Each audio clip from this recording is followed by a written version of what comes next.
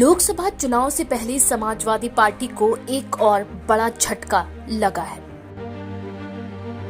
दरअसल स्वामी प्रसाद मौर्य के बाद रविवार को सलीम इकबाल शेरवानी ने सपा के राष्ट्रीय महासचिव पद से इस्तीफा दे दिया है। बताया जा रहा है कि वह राज्यसभा के चुनाव में टिकट न मिलने से नाराज थे। बता दें कि बदायूं लोकसभा सीट से 5 बार के सांसद रहे सलीम शेरवानी ने अपने इस्तीफे को लेकर अखिलेश यादव को लिखे गए पत्र में मुसलमानों की उपेक्षा का आरोप लगाया है। उन्होंने लिखा कि सपा में मुसलमानों की उपेक्षा से परेशान होकर महासचिव पद से इस्तीफा दे रहा हूं। जल्द ही भविष्य को लेकर फैसला लूंगा। और जिस तरह से राज्यसभा के टिकट दिए गए, मेरा एक दिल में और मेरे साथियों के दिल में ये सोच उठी कि भाई जिस मुद्दे पे आप 2024 का चुनाव लड़ना चाहते हैं, उसी मुद्दे पे ही से आप हट जाते हैं, तो हमारा क्या वजूद है, हम क्यों रहें पार्टी के साथ।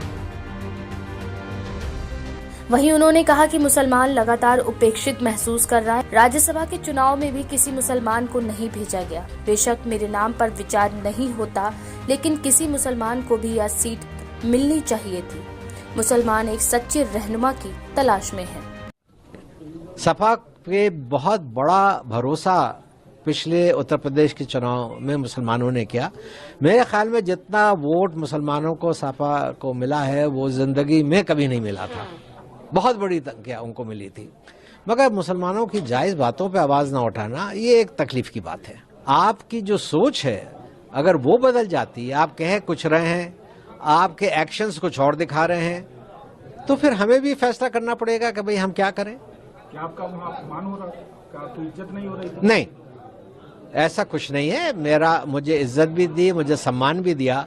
मगर मुझे अकेला सम्मान नहीं चाहिए। मैं अकेला चुनाव में नहीं उतर सकता। अगर मुझे सम्मान चाहिए तो अपनी पूरी कौम के लिए चाहिए, और मुझे अगर सम्मान चाहिए तो मुझे पूरे देश के लिए चाहिए। सलीम शेरवानी ने आरोप लगाया कि जिस तरह से अखिलेश यादव ने पीडीए का नाम लिया है, लेकिन राज्यसभा के चुनाव के लिए उम्मीदवारों की लिस्ट को देखकर लगता है कि आप खुद ही पीडीए को कोई महत्व नहीं देते। Bureau report SN24 news.